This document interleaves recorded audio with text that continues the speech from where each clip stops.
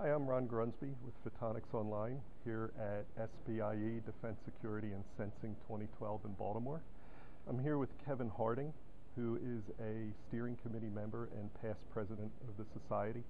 Kevin, thanks for taking some time with us today. Appreciate that. Sure. What are some of your thoughts around the move to Baltimore this year? Well, the move to Baltimore was, in one sense, a practical move, just to get more space, especially for exhibits and expanding a bit.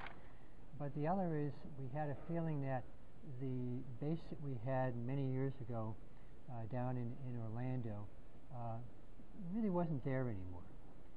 Many of the companies had moved or they changed what they did, and consequently we said, well, okay, well, where are defense contractors and the defense establishment, and certainly up in the Washington, D.C., Baltimore area, seemed to make some pretty good sense. Mm-hmm.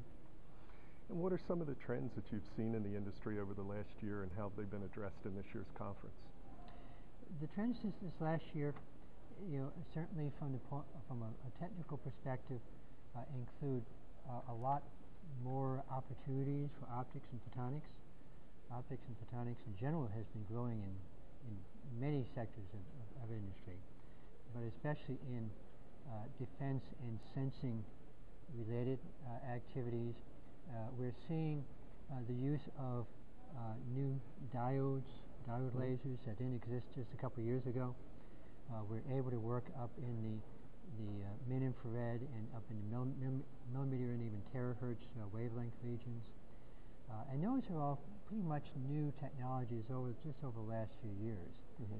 And that's made a lot of things that we couldn't do just a few years ago, or that were very expensive to do, a lot more practical to do. Mm-hmm. And I think this conference is doing a good job of showcasing some of the variety of advances that have happened, especially in the new sources as well as new detectors. Mm-hmm. And as far as courses go, what's the most exciting things you've heard so far?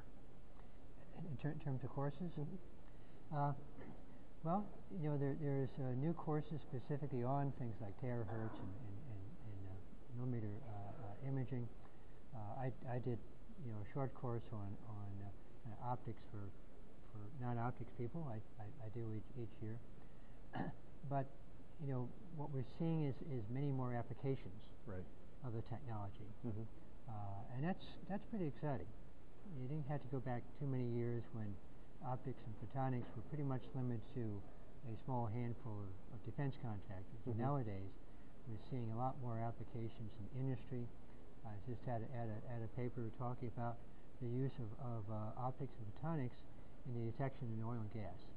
Okay. And that's the hyperspectral imaging, which has been a very mm-hmm. important topic. Okay, well, I appreciate your time. Thanks for being with us. Okay.